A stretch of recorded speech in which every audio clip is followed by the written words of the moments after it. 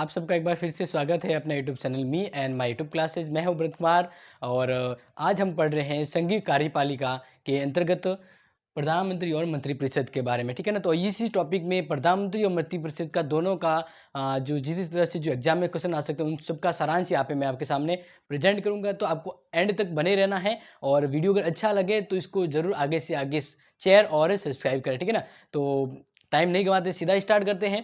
प्रधानमंत्री और मंत्रिपरिषद। तो सबसे पहले प्रधानमंत्री के बारे में आपको ध्यान रखना है। जैसे अपने अनुच्छेद एक दिया हुआ है, अनुच्छेद 74। अनुच्छेद 74 में अगर आपको ध्यान है तो कहा गया था कि राष्ट्रपति है वो कार्यपालिका का प्रधान, मतलब कार्य संवैधानिक प्रधान होता है कार्यपालिका का राष्ट्रपति। तो यहाँ पे ये व्यवस्था की है कि अनुच्छेद 74 के अनुसार कि राष्ट्रपति के कार्यों के सहायता और परामर्श के लिए एक मंत्रिपरिषद होगी और मंत्रिपरिषद का प्रधान पीएम होगा। ठीक है ना। तो ये बात कही गई है 74 के अनुसार कि भाई राष्ट्रपति के कार्यों के लिए जो हेल्प करने के लिए, ठीक है ना, राष्ट्रपति कार्यों के लिए हेल्प और सहायता, यानी कह सकते हैं सहायता करना है या फिर परामर्श। ठीक है ना। यहाँ पे हम बात कर रहे हैं परामर्श के लिए एक क्या होगी, मंत्रिपरिषद होगी और उस मंत्रिपरिषद का प्रधान होगा पीएम। तो ये वर्णन कहा गया है, ये संविधान के अनुच्छेद 74 में कहा गया है। लेकिन अब प्रधानमंत्री से वास्तविक रूप में जुड़ा हुआ अनुच्छेद कौन सा है, तो वो अभी आगे बढ़ते हैं। तो आपको इस तरह से ध्यान रखना है, अनुच्छेद 74 राष्ट्रपति के कार्यों के सहायता और परामर्श के लिए मंत्रिपरिषद होगी। ठीक है ना। और मंत्रिपरिषद का प्रधान कौन होगा, प्रधानमंत्री होगा। ठीक है ना। तो नेक्स्ट आगे देखते हैं क्या इंपॉर्टेंट है इसमें। तो आपको ध्यान रखना है कि अनुच्छेद 75 में क्या कहा गया है, तो ये चीजें आपको यहाँ पे महत्वपूर्ण रूप में ध्यान रखनी होगी।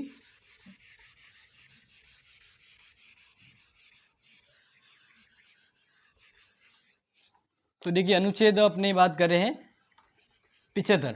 ठीक है। तो 75 में क्या है आप देखो, इसको अच्छी समझना है। अनुच्छेद 75 में कहा गया है कि राष्ट्रपति द्वारा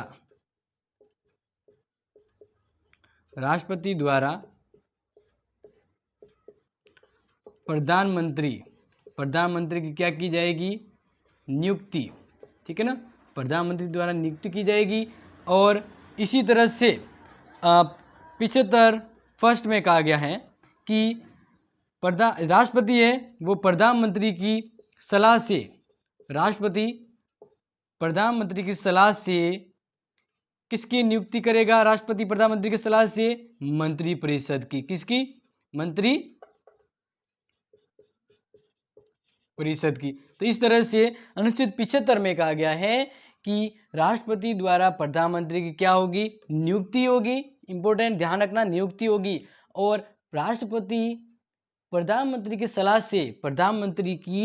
सलाह से मंत्रिपरिषद की नियुक्ति करेगा। ये व्यवस्था सलाह से की जाएगी। ये अनुच्छेद 75 फर्स्ट में कहा गया है। इसी तरह 75 सेकंड में कहा गया है कि जो मंत्रिपरिषद है, ठीक है ना, मंत्रिपरिषद है वह राष्ट्रपति के प्रसाद पर्यंत तक अपने पद पर कार्य करेगी। मंत्रिपरिषद प्रेसिडेंट के प्रसाद पर्यंत अपने पद पर कार्य करेगी। ठीक है ना। तो ये चीज इंपॉर्टेंट आ जाती है और सबसे इंपॉर्टेंट चीज यही है, तो इसे ध्यान रखना है। अनुच्छेद 75 में कहा गया है कि मंत्रिपरिषद है वह प्रधानमंत्री के रहमो करम, यानी एक तरह से यही कह सकते हैं कि प्रधानमंत्री ये जो प्रेसिडेंट है उनको जब तक विश्वास रहे, लोकसभा में मंत्रिपरिषद का विश्वास बना रहे, तब तक वो अपने पद पर कार्य कर सकती है। तो इस तरह से ये अनुच्छेद अपने 75 का जो सेकंड है वो भाग, उसमें ये बात कही गई है। तो ये चीज़ें आपको यहाँ पे ध्यान रखनी है क्योंकि ये चीज़ें यहाँ पे बार बार आ रही है, तो ये एग्जाम में इस तरह से पूछा जा सकता है, तो आपको ये ध्यान रखना होगा। नेक्स्ट हम देखते हैं आगे। ठीक है ना। आपको ये अनुच्छेद 75 के बारे में तो विदित हो गया होगा। अब नेक्स्ट आपको ध्यान रखना है कि अनुच्छेद, हम पहले यही एक एक्चुअल में ये बता रहा हूँ कि कौन से अनुच्छेद है जो प्रधानमंत्री से जुड़े हुए हैं, ठीक है ना। तो नेक्स्ट जो आता है वो आपको ध्यान रखना, 74 में तो प्रधानमंत्री के बारे में जिक्र किया और 75 में क्या कहा गया है कि प्रधानमंत्री की नियुक्ति राष्ट्रपति के द्वारा होगी। अब एक इम्पोर्टेंट और आ जाता है, ठीक है ना, 78। तो 78 से पहले मैं आपको एक चीज़ और बता दूंगा कि 76, ठीक है ना, 76 में है भारत सरकार द्वारा कार्यवाहियों का संचालन किया गया है, तो वो ध्यान रखना है। लेकिन जो इम्पोर्टेंट है वो मैं यहाँ पे सीधा आपको बता देता हूँ, अनुच्छेद 78, ठीक है ना। अनुच्छेद 78 के अनुसार क्या व्यवस्था की गई, तो ध्यान रखना अनुच्छेद 78 के अनुसार प्रधानमंत्री, आप ध्यान रखेंगे, अनुच्छेद 78 के अनुसार प्रधानमंत्री के कर्तव्यों का वर्णन किया गया है, ठीक है ना। ये चीज आपको यहाँ पे ध्यान रखनी है।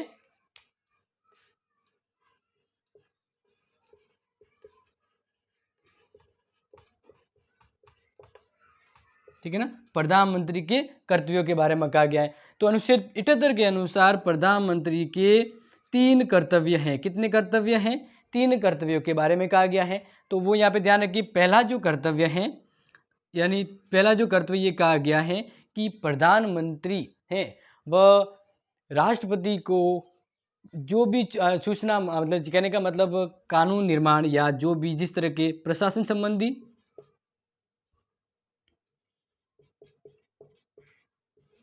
प्रशासन व कानून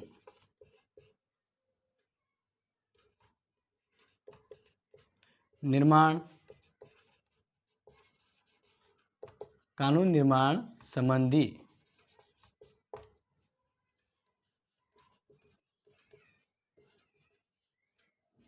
की जानकारी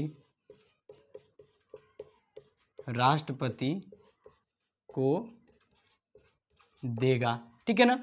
तो ये प्रधानमंत्री का पहला कर्तव्य क्या है कि प्रशासन व कानून निर्माण संबंधी कोई प्रस्ताव वगैरह या जो भी है तो उसकी जानकारी है प्रधानमंत्री किसको देगा? राष्ट्रपति को देगा। तो ये दूसरा जो बात है, दूसरी ध्यान रखना कि राष्ट्रपति द्वारा प्रशासन या कानून निर्माण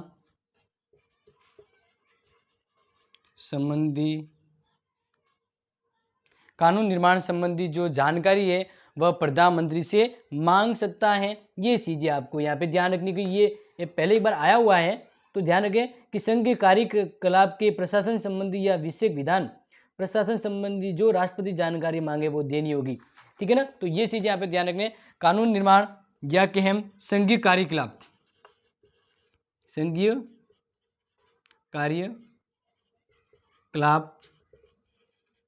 संबंधी सूचना मांगे जाने पर पीएम प्रेसिडेंट को देगा। बस सिंपल सा है कि यहाँ पे एक पहला जो क्या था वो ये है कि प्रशासन या कानून निर्माण संबंधी सूचना खुद आगे से प्रधानमंत्री सब जानकारी, संघीय व्यवस्था में क्या कुछ हो रहा है, कानून निर्माण वगैरह या क्या चल रहा है प्रस्ताव, वो सब जानकारी आगे से जो प्रधानमंत्री है वो राष्ट्रपति को देगा। लेकिन दूसरे में कहा गया है कि राष्ट्रपति खुद भी उस कानून व्यवस्था या संघीय व्यवस्था में क्या कामकाज हो रहा है, क्या प्रस्ताव चल रहा है, कौन सा कानून का प्रस्ताव पारित होने वाला है, तो इसके बारे में राष्ट्रपति खुद आगे से सूचना मांगेगा। तो ये हो गया दूसरा। अब तीसरा क्या है, यानी तीसरा प्रधानमंत्री का क्या कर्तव्य है वो आपको यहाँ पे ध्यान रखना है। तीसरा कर्तव्य के बारे में कहा गया है कि अगर कोई एक ऐसा विषय है, ठीक है ना, जिस पर किसी मंत्री ने तो विचार कर लिया है लेकिन मंत्रिपरिषद ने इसके बारे में नहीं सोचा है, तो फिर राष्ट्रपति क्या करेगा, उस विषय को मंत्रिपरिषद के विचारात्मक के लिए मंत्रिपरिषद के बीच में रखेगा। समझ में आ रहा है ना? यानी ये एक तरह से ऐसे समझाऊं तो बड़ा हो जाएगा लिखने में, तो आपको इस सिंपल सा ध्यान रखना है कि एक मंत्री के द्वारा किसी विषय पर पहले विचार किया गया है लेकिन मंत्रिपरिषद ने नहीं किया है, तो राष्ट्रपति को जब आवश्यक लगे तो वह जो विषय है उसको मंत्रिपरिषद के मध्य रखेगा विचार विमर्श के लिए। तो ये एक चीज हो जाती है। तीसरा काम है वो राष्ट्रपति मतलब प्रधानमंत्री के द्वार पे दोनों के रूप में होगा, तो ये प्रधानमंत्री के द्वारा इस कार्यों को पूर्ण किया जाएगा। क्योंकि जो सूचना नहीं रखी है तो वो राष्ट्रपति इसकी सूचना है वो ये कैसे का प्रधानमंत्री को देगा, और प्रधानमंत्री के द्वारा भी व्यवस्था है वो तीसरे तौर के तरफ की जाएगी। यानी इसमें इंपॉर्टेंस बस यही है कि किसी विषय पर मंत्री ने विचार कर लिया, लेकिन मंत्रिपरिषद ने नहीं किया है।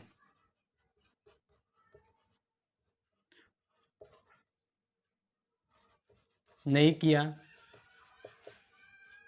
तब इसे मंत्रिपरिषद में रखा जाएगा। बस ये सिंपल सा ध्यान रखना है, ठीक है।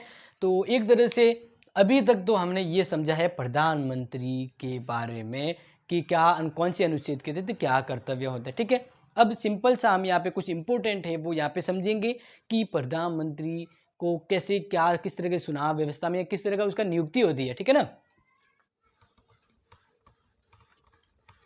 तो वो चीजें आपको यहाँ पे ध्यान रखनी है।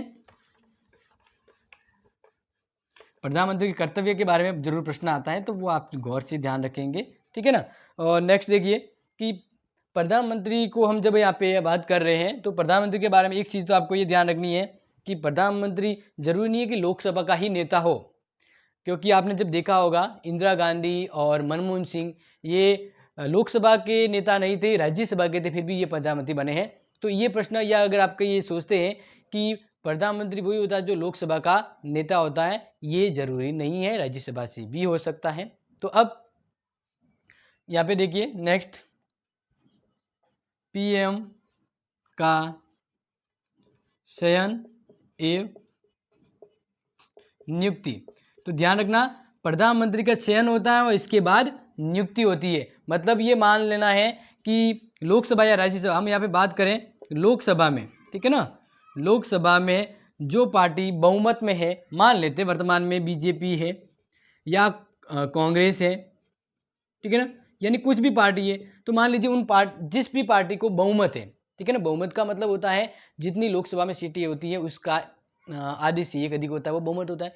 तो मान लेते हैं कि भाई बीजेपी या इनमें से किसी एक को बहुमत प्राप्त है, तो बहुमत प्राप्त है तो इनमें से जिनको बहुमत प्राप्त है उनमें से जैसे बीजेपी या कांग्रेस वाले हैं, वह अगर किसी एक को अगर बहुमत प्राप्त है, ठीक है ना, तो वे फिर क्या करेंगे, वे अपने में से एक का चयन करेंगे प्रधानमंत्री के तौर पे। यानी ये जो राजनीतिक दल है ये क्या होंगे, राजनीतिक दल होंगे। तो राजनीतिक दल में से जिसको लोकसभा में बहुमत प्राप्त है, क्या प्राप्त है, बहुमत, तो वे एक व्यक्ति का चयन करेंगे। क्या करेंगे, चयन करेंगे कि हमें प्रधानमंत्री है वो यही व्यक्ति चाहिए, हमें यही व्यक्ति है प्रधानमंत्री के तौर पे हमें नियुक्त करना है, ठीक है ना। तो वो यहाँ पे आपको ध्यान रखना है। तो इस तरह से आपको ध्यान रखना है कि जो जिस पार्टी को बहुमत प्राप्त है वे अपने में से एक व्यक्ति का चयन करेंगे और उस चयन किए गए व्यक्ति का नियुक्ति करने का जो कार्य है वो किसके द्वारा किया जाएगा, राष्ट्रपति के द्वारा। किसके द्वारा किया जाएगा, राष्ट्रपति के द्वारा। समझ में आ रहा है ना।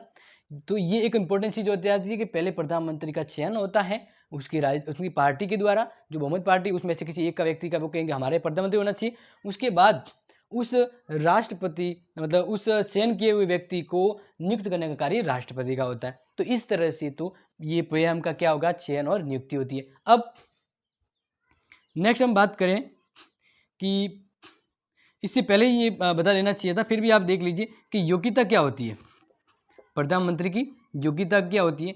तो योग्यता के बारे में आपको सिंपल सा ध्यान रखना है, विशेष कोई यहाँ पे बात नहीं की इसके बारे में, लेकिन आपको ध्यान रखना है कि मंत्री लोकसभा का मंत्री बनने के लिए उसकी उम्र कितनी होनी चाहिए, उम्र होनी चाहिए 25, बस ये एक योग्यता के तौर पे आपको ध्यान रखना है। बाकी तो पता है कि वह भारत का नागरिक होना चाहिए, ठीक है ना, वह किसी भी लाभ के पद पर नहीं होना चाहिए, पागल या दिवालिया नहीं होना चाहिए, ठीक है ना।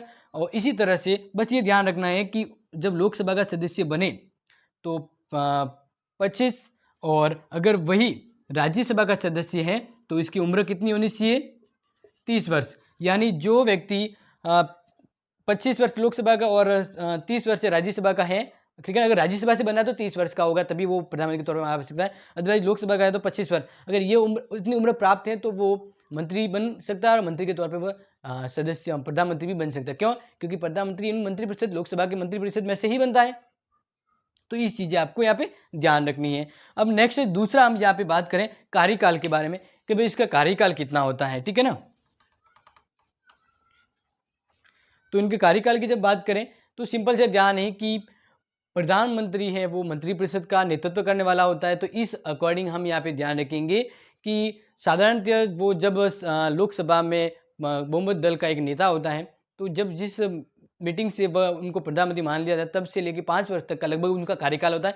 लेकिन ये नहीं कि फिक्स ही कहें कि वो 5 वर्ष हो सकता है, कभी भी उसका बहुमत है टूट जाए या किसी कारणवश व्यवस्था में उसको हटा भी दिया जा सकता है। तो इसलिए उसका कोई कार्यकाल फिक्स नहीं कह सकते, लेकिन एक ऐसे अनुमानित माना जाता है कि 5 साल वो कार्य करता है जब तक उसकी पार्टी को बहुमत प्राप्त होता है, ठीक है ना। तो ये आपको इसमें ध्यान रखना होगा।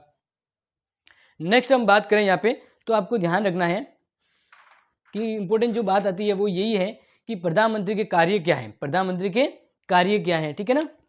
क्योंकि कार्यकाल के तो बारे में आपको ध्यान रखना है कि इनका निश्चित कोई कार्यकाल नहीं होता है, क्योंकि इनकी बहुमत पार्टी अगर बहुमत या विश्वास मत खो दे तो वो सरकार है या वो प्रधानमंत्री अपने पद से त्याग पत्र दे देता है, ठीक है। या फिर लोकसभा के सदस्यों के द्वारा भी उसके खिलाफ अविश्वास प्रस्ताव लाकर भी उसको हटाया जा सकता है। तो ये बात अलग है।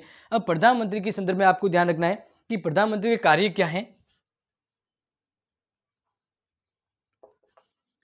पीएम के कार्य, ठीक है ना। पीएम के कार्य क्या है, तो पहला जो कार्य है वो आपको ध्यान रखना है कि प्रधानमंत्री का पहला कार्य क्या है। तो ध्यान रखना प्रधानमंत्री शासन का निधि निर्माता होता है, ठीक है ना। शासन का नीति निर्माता होता है, पहला पॉइंट तो ये हो गया।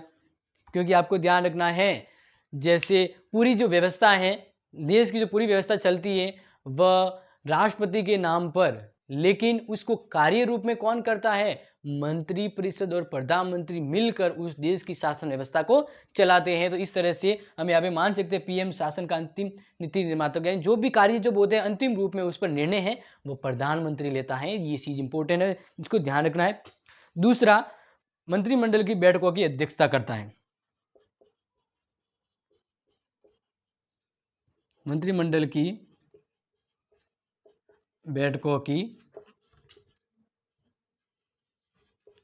अध्यक्षता, तो ये भी प्रधानमंत्री का काम हो गया कि मंत्रिमंडल की बैठकों की अध्यक्षता कौन करेगा, पीएम करेगा, यानी प्राइम मिनिस्टर करेगा। ये चीज आपको ध्यान रखना है।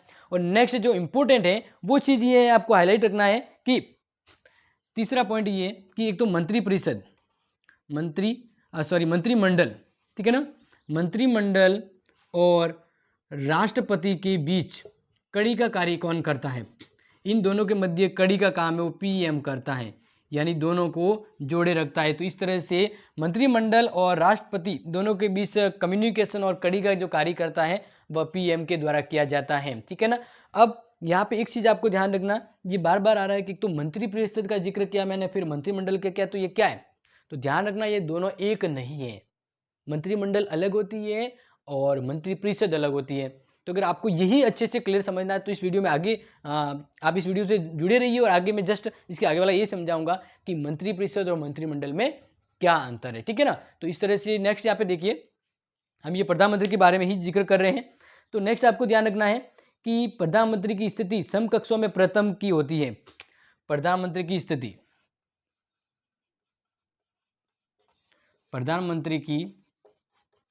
स्थिति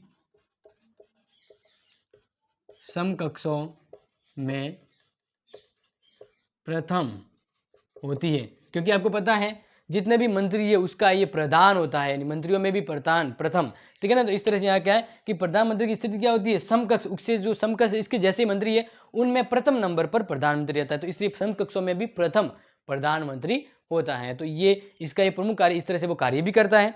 नेक्स्ट ये कार्य की बात करें तो ध्यान रखना कि विभागों में फेरबदल का कार्य या विभागों का जब बंटवारा, सबसे इंपॉर्टेंट चीज यही आ जाती है और पूछा भी गया एग्जाम में कि मंत्रिमंडल में या मंत्रिपरिषद में सिंपल सी जो बात होती है कि मंत्रियों में विभागों का जो बंटवारा होता है, मंत्रियों में विभागों का बंटवारा, मंत्रियों के बीच कौन से मंत्री को क्या देना है, यानी अमित शाह को कौन सा विभाग देना है, वित्त मंत्री को के लिए कौन सा मंत्री होगा, तो ये अलग अलग मंत्रियों को कौन सा विभाग देना है, तो इस विभाग का बंटवारा भी कौन करता है, पीएम करता है। और साथ ही साथ इस मंत्रियों के विभागों में फेरबदल करना है, क्या करना है, फेर बदल करना है। किसी विभाग को मंत्री जिस मंत्री को विभाग मिला उसको वापस बदल के दूसरे मंत्री को देना है, तो इसके लिए भी कार्य प्रधानमंत्री करता है और उस विभाग पर नियुक्ति का कार्य वो राष्ट्रपति करता है। लेकिन कौन से विभाग को कौन सा विभाग दिया जाना चाहिए, ये डिसीजन है वह प्रधानमंत्री का होता है और फॉर्मेलिटी में नियुक्ति राष्ट्रपति करता है। ठीक है, तो ये तो अभी हमने देख लिए प्रधानमंत्री के कार्य, यहाँ तक आप अच्छे से समझ गए होंगे। नेक्स्ट यहाँ पे देखिए,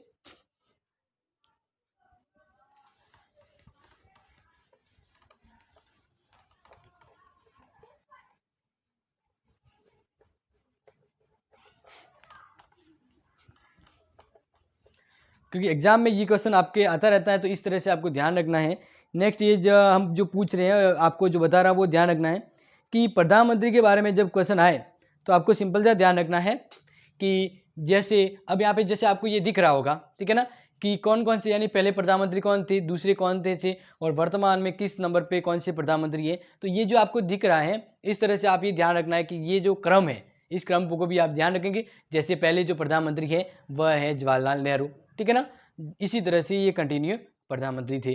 तो अब नेक्स्ट हम आपका आगे बढ़ते हैं और आपको ध्यान रखना है कि क्या उप प्रधानमंत्री के बारे में कुछ वर्णन किया गया है।